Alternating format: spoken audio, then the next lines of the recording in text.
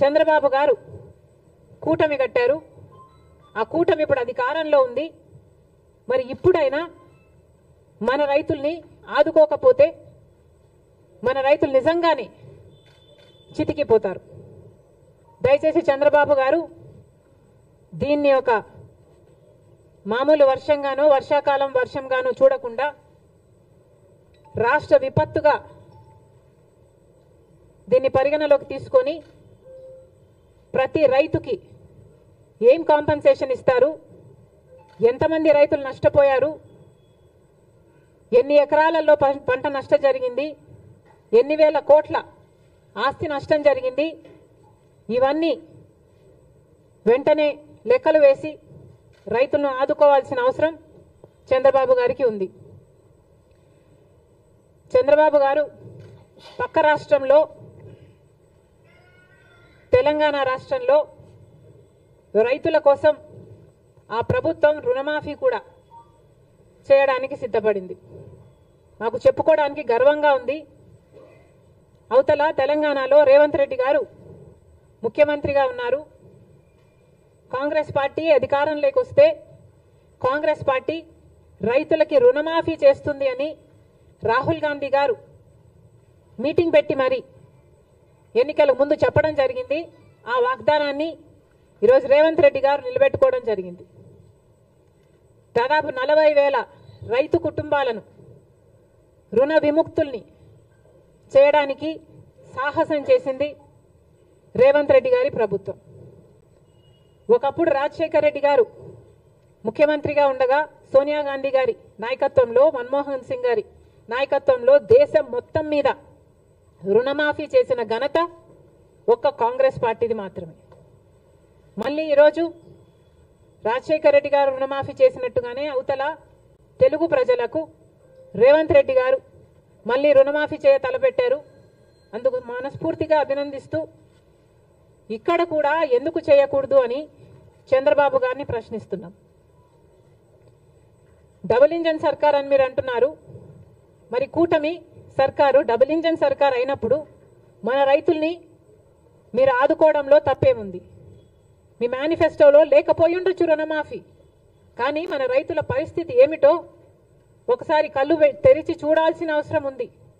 నిజంగానే మన రైతులు చితికిపోయి ఉన్నారు. లప్పులేని రైతు లేనేలేడు ఈరోజు ఆంధ్ర రాష్ట్రంలో. ఏ రైతుని అడిగినా లక్షలలో అప్పుంది. రైతు పర్ క్యాపిటా డెట్ ఆంధ్ర రాష్ట్రంలో దేశం అన్నిట్లో అందరికంటే ఎక్కువ ఉంది.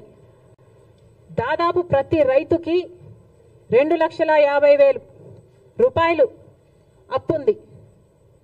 మరి ప్రభుత్వం ఆదుకోవాల్సిన అవసరం లేదా? ఏ ప్రభుత్వం అయితే ఈరోజు కేంద్రంలో అధికారంలో ఉందో ఆ ప్రభుత్వానికి ఆంధ్ర రాష్ట్రం నుంచి 25 ఎంపీలను, కూటమి ఎంపీలు 21 అయితే వైసీపీ ఎంపీలు 4, మొత్తం 25 మంది బీజేపీకే మద్దతు. అంటే 25 ఎంపీలను బీజేపీ ప్రభుత్వం వాడుకుంటుంది అధికారంలో ఉండడానికి. కానీ ఒక్కసారి కూడా ఒక్క మేలు కూడా గత 10 సంవత్సరాలలో చేసింది లేదు. ఇదే పరిస్థితే కేంద్రంలో ప్రభుత్వంలో ఉండడానికి మన ఎంపీలను వాడుకోవడం తప్ప మనకు ఒక్క మేలు కూడా చేసింది లేదు బీజేపీ. మరి అలాంటి వాళ్ళతో కూటమి కట్టారు చంద్రబాబు గారు. సరే, కడితే కట్టారు, అది మీ ఇష్టం. కానీ మన రైతులకు కూడా రుణమాఫీ చేయాల్సిన అవసరం ఉంది.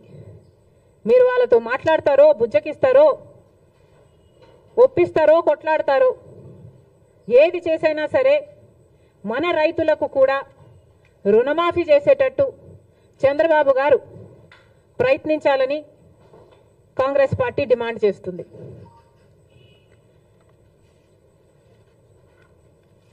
ఇప్పుడు కేంద్రంలో బడ్జెట్ ప్రవేశపెట్టబోతున్నారు.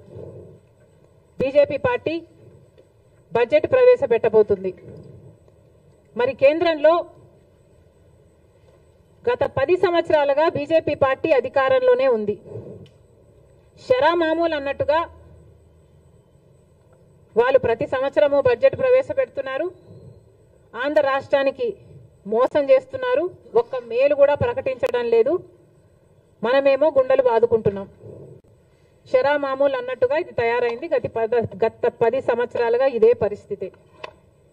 ఈ సంవత్సరం ఏమైనా తేడా ఉంటుందా, మార్పు ఉంటుందా? చంద్రబాబు గారు సమాధానం చెప్పాలి. గత 10 సంవత్సరాలుగా బీజేపీ పార్టీ మనకిచ్చిన హామీలలో ఒక్క హామీ కూడా నెరవేర్చలేదు.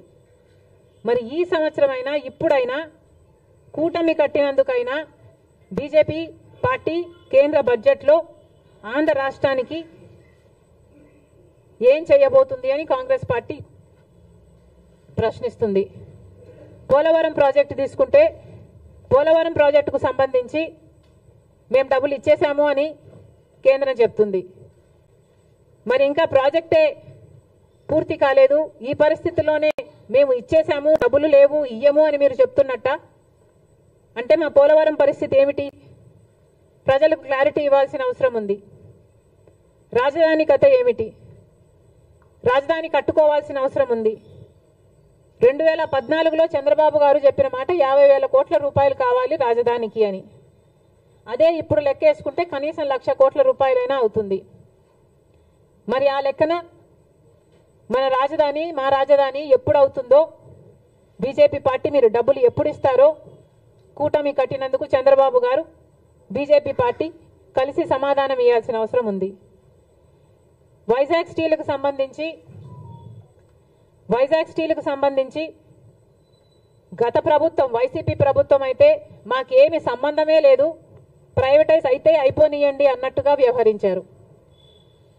అసలు మా దగ్గర డబ్బులు లేవు అని ఎలక్షన్ క్యాంపెయిన్లో జగన్మోహన్ రెడ్డి గారి దగ్గరికి వెళ్ళి అడిగితే ఆయన అన్నారంట, అవునా నష్టాలలో ఉందా అని ఆశ్చర్యపోయాడట.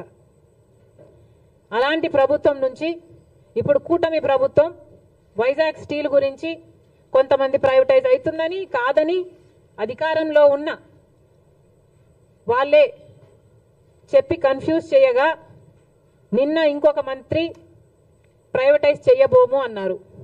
మంచిది సార్, ప్రైవేటైజ్ చేయడానికి వీలు కూడా లేదు, మేమెవరం ఒప్పుకోము. ప్రైవేటైజ్ చేయకపోయినా విశాఖ స్టీల్కు సంబంధించిన క్యాప్టివ్ మైన్ సంగతి ఏమిటి? క్యాప్టివ్ మైన్స్ ఏర్పాటు చేయాల్సిన అవసరం ఉంది. విశాఖ స్టీల్స్ నష్టాలలో నడుస్తుంది. కనీసం జీతాలు కూడా ఇచ్చుకోలేని పరిస్థితిలో వాళ్ళు ఉన్నారు. ఎప్పటికప్పుడు డబ్బులు కావాల్సి వచ్చినప్పుడల్లా వాళ్ళ భూమి అమ్ముకొని మరి వాళ్ళ జీతాలు ఇచ్చుకోవాల్సిన పరిస్థితికి అన్ని ప్రభుత్వాలు కలిసి వాళ్ళను దిగజార్చాయి. మరి ఇప్పటికైనా ఈ బడ్జెట్లోనైనా బీజేపీ విశాఖ స్టీల్ను ఆదుకుంటుందా? మన రాష్ట్రానికే కాదు దేశానికే గర్వకారణం విశాఖ స్టీల్. దయచేసి ఆదుకోవాలని